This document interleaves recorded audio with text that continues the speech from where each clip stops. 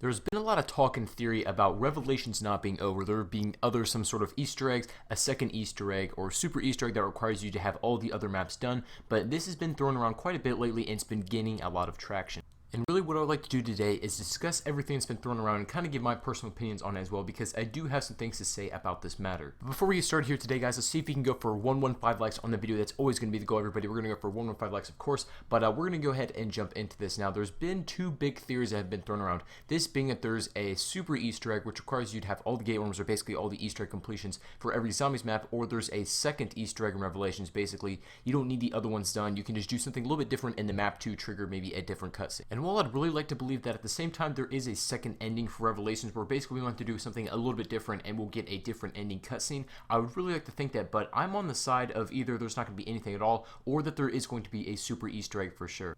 Now, from what we know, from what we saw from the ending cutscene, Primus failed and we failed to break the cycle, and Monty's perfect world can continue. Now, I made a theory video about this. If you guys haven't seen it, it is in my Revelations ending explained. If you guys want to check that out, feel free to do that, just kind of refresh on this. But assuming that there is indeed another ending to Revelations, whether that be the second Easter egg or just a super, Easter egg ending, I would really like to think that we have to go back to the other maps and do something different in order to break the cycle, right? Maybe we're just collecting the souls right now, but even though if we get up to this point of Revelations where we beat the Easter egg, we kill the Shadow Man, and then everything is good, the Apothecans get banished. When all those events happen to take place in order, then that means Monty can have his perfect world and the cycle continues. And while from what we know from other maps, we know that the cycle can be broken, just like in Mob of the Dead. So I think that is definitely going to be the case here. But how would we break the cycle? And that's going to be something that we're going to be discussing today.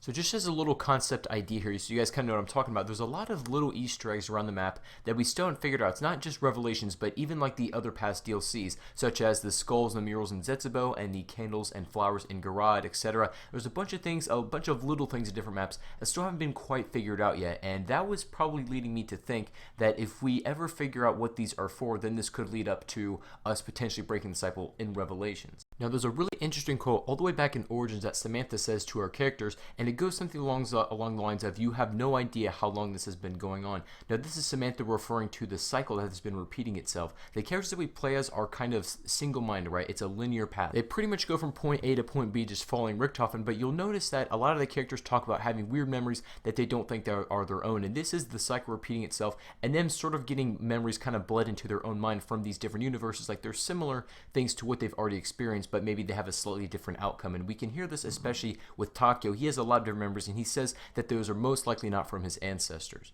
So pretty much what all this means is that Dr. Montys has been perpetuating this cycle in which our characters keep getting reset back to Primus, and this means that it can be broken in some way, but we just need to figure out how to do that. So how would we go about breaking this cycle? So I think a good place to start talking about this would be about the hats in Revelations, not any of the other masks that kind of help your gameplay, give you the purple perks or whatever. We need to talk about one in particular, and this being Al's hat. You guys can go to the Mob of the Dead section and find this sitting in the cell, and when you pick it up, it just says Al's hat, and you get a little quote from Dr. Montys, but this literally serves zero gameplay purpose as of right now that we figured out anyway. It literally does not help you at all. There's no perks, there's no added bonuses to it. It's literally just the Weasel's hat. And the reason why I personally find this very intriguing is because Treyarch doesn't throw things in maps for no reason. Al's hat is going to serve some purpose, and we haven't found it out all in Revelations as of yet, and this is what I definitely think is going to be the case. Now, if you take Al's hat, this is going to be my theory anyway, but you guys know that in Mob of the Dead, when you go and you're doing the Easter egg, you go to the bridge, and all 4 characters at the bridge, if you kill the Weasel, then the cycle continues because it plays out like it was supposed to. But if you go to the bridge and the Weasel ends up killing all 3 of the other characters, then the cycle is broken because that was not supposed to happen. So maybe that is the same logic that we need to apply to the Revelations Easter egg. Now, this is going to be my kind of theory about this. Now, bear with me because this is a little bit far-fetched, but what I'm kind of thinking is that in Revelations, if everybody's wearing Al's hat, maybe that can kind of not really summon Dr. Montys, but kind of bring him closer into the boss battle arena. If we could get Dr. Montys close to us, instead of killing the Shadow Man, maybe perhaps we kill Dr. Montys in the same exact way. However, we use the Canorium and push him into the Apothecon, and rather than, the Apothecons being banished along with the Shadow Man, maybe Dr. Montys goes away, and that's how we can break the cycle. Now, I don't really have any evidence to back that up, but I just think that'd be a really interesting concept if they did happen to bring that in. But I definitely think that once the Revelations drops on PC and Xbox and all the other platforms, we get to update and all that sort of stuff. I definitely think it's time to start going back to the other maps and see if we can't capitalize on these other Easter eggs, such as the candles and flowers in Garad, and maybe see what those are for, and then perhaps we do something different. All the other Easter eggs come back to Revelations, and perhaps this cycle is able to be broken. I don't know. We're gonna see what happens with that. But anyway, guys, if you did enjoy this video, don't forget to leave a like. Really would appreciate it. And if you have any other theories about how we're going to break this cycle, do leave it in the comment section down below. We're going to do this as a community effort. We need everybody's opinions. But that's going to wrap up for today. Thank you all for watching, and I'll catch you guys on the next video.